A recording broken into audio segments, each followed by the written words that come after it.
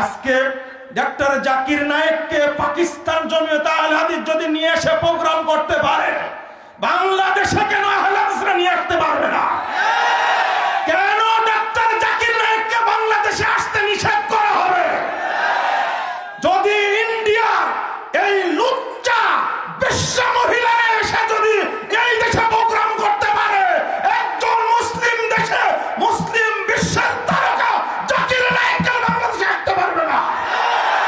আমরা আহলে হাদিসরা ঐক্যবদ্ধ হয়ে ইউনূস সরকারের কাছে আবেদন জানাবো, ডক্টর জাকির নায়েককে আমরা জমিয়তে আহলে হাদিসের সম্মেলনে আমন্ত্রণ জানাতে চাই। আপনার অনুমতি প্রার্থনা করছি। পাকিস্তান পারে, আমরা পারবো না কেন? মালয়েশিয়া পারে, ইন্দোনেশিয়া পারে, দুবাই পারে, বিভিন্ন দেশ থেকে সম্মান জানায়। আমি এই সরকারের কাছে আবেদন করি এবং রাজনৈতিক দলের কাছে আবেদন করি, জাকির নায়েককে নিয়ে এসে আপনার রাষ্ট্রীয় সম্মান দান করুন। ঢাকা বিশ্ববিদ্যালয় থাকে তাকে পিএইচডি দান, সম্মানসূচক পিএইচডি দান করুন। আমরা পিস টিভিতে গেছি, আমাদের মহব্বত আছে। পিস টিভিতে আমরা গেছি, মহব্বত আছে বলে কথা বলি। একটা ধোঁয়া তুলে পিস টিভিকে বন্ধ করে দেওয়া হয়েছে।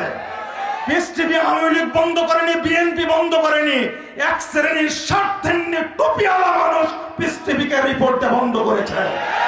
জঙ্গিবাদ নাকি চালায়, সব নোংরা টুপি ইন্ডিয়ান টিভি চ্যানেল চলে, পিস টিভি ফ্রেশ ইসলাম প্রচার করে, সেইটা কেন থাকবে না? বাংলাদেশে বেশ্যালয় আছে, তাদের বিরুদ্ধে হুজুরেরা কথা বলে না, পিস টিভির বিরুদ্ধে কথা বলে। এরা সব স্টার জলসার এজেন্ট।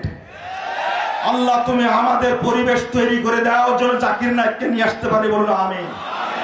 আল্লাহ তুমি এদেরকে বুঝার তৌফিক দান করো। আল্লাহ বাংলাদেশের মানুষকে তাওহীদ এবং মানহাজ বুঝার তৌফিক দান করো। যারা আহলে হাদিসদের বিরুদ্ধে ষড়যন্ত্র করছে, আল্লাহ তুমি তাদেরকে হেদায়েত দান করো। হেদায়েতের যোগ্য না হলে তাদেরকে ধ্বংস করো। আমিন ইয়া রাব্বাল আলামিন। বারাকাল্লাহু ফিকুম ওয়া জাযাকুমুল্লাহু খাইরান। ওয়াসসালামু আলাইকুম ওয়া রাহমাতুল্লাহি ওয়া বারাকাতুহু।